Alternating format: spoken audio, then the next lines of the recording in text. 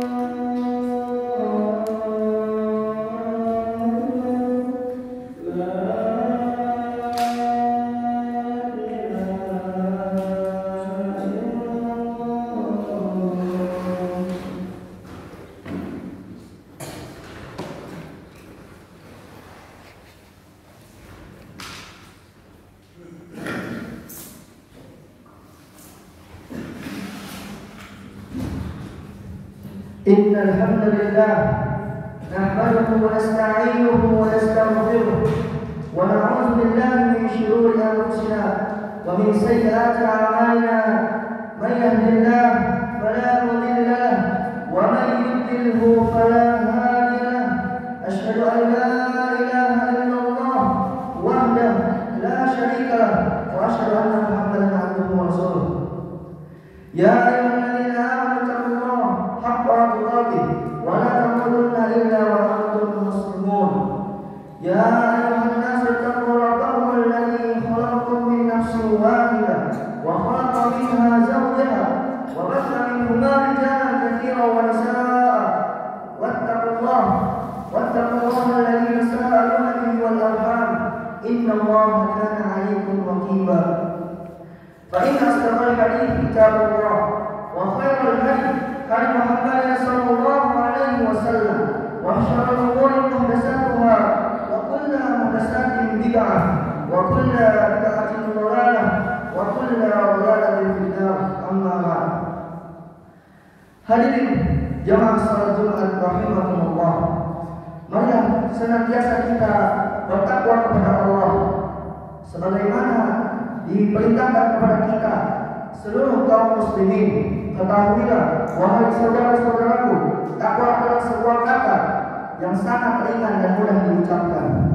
Tetapi dalam melaksanakannya pada hari ini saja coba kita mengingat berapa banyak dosa yang telah diperbuat oleh hati-hati kita. Sebagai contoh, iri terhadap orang lain yang telah diberi harta yang melimpah dan rezeki yang banyak. Sudahkah hati kita selamat darinya pada hari ini? Jamaah salat Jumat rahimakumullah. Ketahuilah, rizki bagaikan hujan yang tidak terbagi secara merata. Hujan terkadang turun di daerah pegunungan, tidak di padang sahara atau sebaliknya. Terkadang turun di pedesaan, tidak di perkotaan atau sebaliknya. Dan begitu seterusnya. Hujan bisa membawa rahmat, tapi terkadang bisa mendatangkan derita. Ingatlah ketika Allah SWT menenggelamkan kaum Nabi Nuh alaihissalam yang membakar, dengan apa Allah membinasakan mereka? Dengan hujan yang menyebabkan banjir dahsyat. Begitu juga harta atau bahkan kesenangan dunia secara umum, Allah tidak membagikannya merata kepada setiap orang. Ada yang kaya, ada yang miskin, dan ada yang berkecukupan. Harta terkadang bermanfaat bagi hamba, namun terkadang harta bisa menyeret ke lembah dusta yang berujung derita. Hadirin jamaah salat Jumat rahimakumullah, semoga Allah menganugerahkan rahmatnya kepada kita. Jika kita semua sudah mengetahui, menyadari bahwa rezeki telah diatur oleh Allah, semua telah dibagi oleh Allah, lalu apa yang harus kita lakukan? Buat apa kita malu dengan rezeki yang sedikit? Buat apa kita iri dengan orang lain? Buat apa merasa hina? Apakah harta bisa menjamin pemiliknya akan masuk surga? Apakah kesenangan dunia bisa menjamin untuk mendapatkan keridhaan Allah SWT? Kepada orang-orang yang telah diberikan harta lebih dan berkecukupan, kita katakan, buat apa kalian bangga dengan kekayaan kalian? Karena Rasulullah SAW bersabda, kuntu ala babil jannati fa idza amatu man dakhalaha al-masakin wa kuntu ala babil nar fa idza amatu man dakhalaha an-nisa'. Saya pernah berdiri di pintu surga, ternyata sebagian besar yang masuk ke dalamnya adalah orang-orang miskin. Dan saya pun pernah berdiri di pintu neraka, ternyata sebagian besar yang masuk ke dalamnya adalah para wanita. Hadis riwayat Al-Bukhari dan Muslim. Hadis yang kami bawakan adalah peringatan untuk semua orang kaya dan berkecukupan. Dalam hadis di atas dengan sangat jelas, Rasulullah SAW menyebutkan bahwa penghuni surga kebanyakan berasal dari orang miskin. Lalu bagaimana dengan orang kaya? Oleh karena itu, sepantasnya kita memperhatikan harta-harta kita dengan lebih seksama lagi, dan dari mana diperoleh dan bagaimana penggunaannya. Sesungguhnya Rasulullah SAW juga pernah bersabda, "Yadkhulul fuqara'ul mu'minina al-jannah qabla al-aghniya bi yawmin 500 'am." Orang-orang fakir yang beriman akan masuk surga mendahului orang-orang kaya selama setengah hari di akhirat yang setara dengan 500 tahun di dunia. Hadis riwayat An-Nasai dan Ibnu Majah dan Hasan.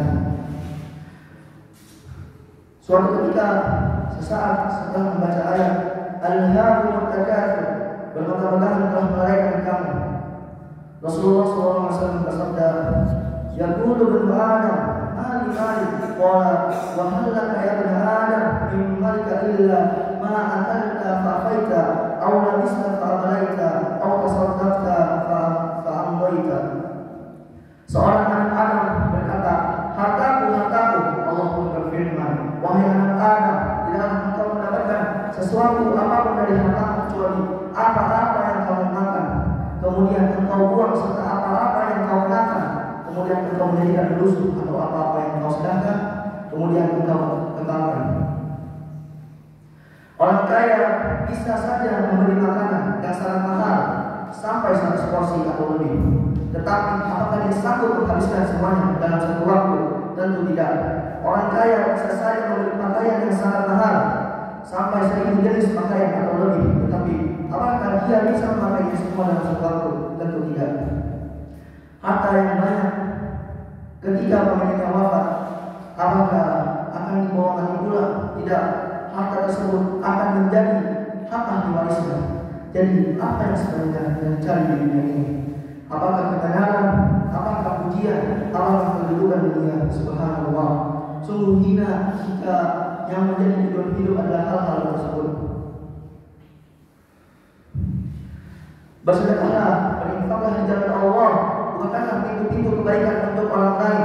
Sesungguhnya tidak akan mengurangi harta sebagaimana disabdakan oleh Nabi SAW. Mudah-mudahan kita termasuk orang-orang yang bisa mencari rezeki dengan cara yang halal, baik serta menempatkannya di jalan Allah SWT. Aku qouli hadza wa astaghfirullah lakum wa lisa'iril muslimin wal muslimat fastaghfiruhu innahu huwal ghafurur rahim.